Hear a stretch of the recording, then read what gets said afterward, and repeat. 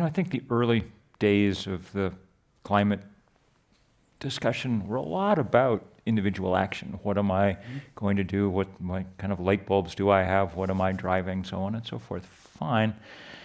And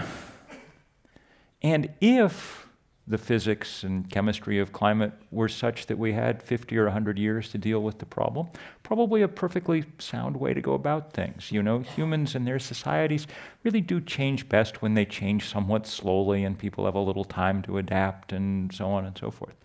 But physics is, calling the tune here. And it's very clear that we not only don't have 50 years, we had to start 50 years ago and we didn't. And that means at this point that you can't make the math work one household at a time, one light bulb at a time. That's why so much of the emphasis, I think, in the movement has shifted into standing up to those forces that are keeping us from making progress. We haven't talked about the fact that the climate fight has another side. There is the richest industry on Earth, the fossil fuel industry, that's determined to keep things more or less as they are. And it's requiring us to stand up to them. So I guess to go back to your question, the most important thing an individual can do at this point is be a little bit less of an individual, join together with other people in those things that we call movements, the kind of things that Gloria or Tom organize that help us help compensate for the balance of power that, look, left to its own devices, Exxon has all the money in the world. They have, I'm only a Methodist Sunday school teacher, but it's my firm belief they have more money than God. And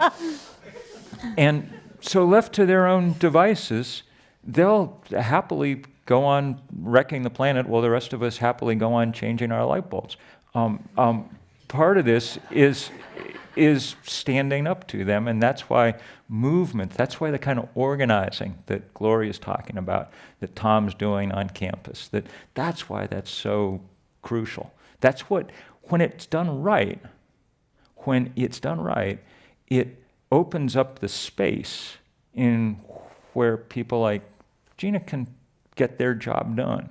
If there isn't space, if we haven't opened up space for them, then it's too much to ask our political leaders.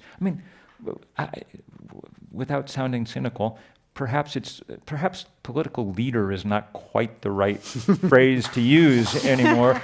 Our political workers to throw themselves on the barricades. We have to take down some of the barricades first, so that then they can go do their work.